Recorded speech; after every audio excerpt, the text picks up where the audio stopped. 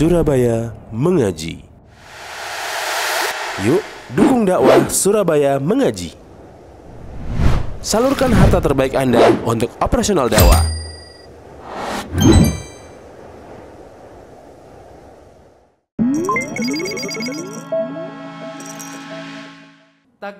Jadi sabar itu ada 3 macam. Ya, pertama sabar apa tadi? Sabar dalam menjalankan ketaatan. 2, sabar dalam meninggalkan kemaksiatan. Yang ketiga, sabar menghadapi takdir-takdir Allah SWT, ketetapan Allah SWT. Mana yang paling tinggi di antara tingkatan tersebut?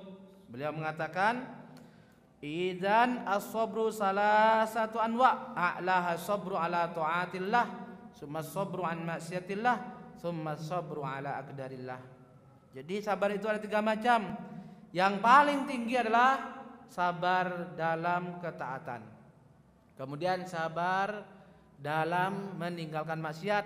Ketiga, sabar dalam menghadapi musibah. Jadi sabar dari musibah terakhir ternyata. Lebih besar sabar dalam meninggalkan maksiat. Lebih besar lagi adalah sabar dalam menjalankan ketaatan. Dari si mana? Dari si mana?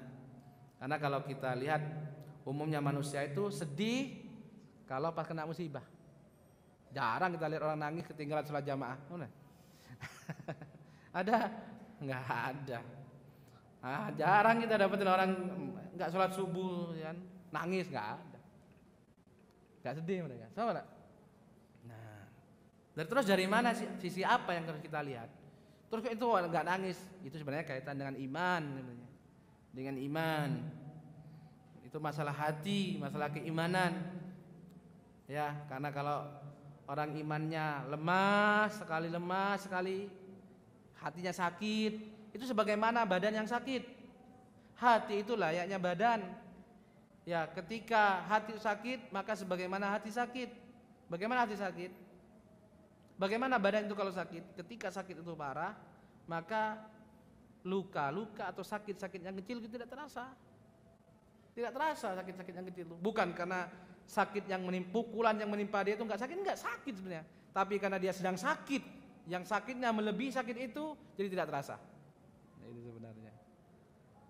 Tapi bagi orang-orang yang imannya kuat, itu sangat terasa sekali. Sangat terasa sekali. Baik.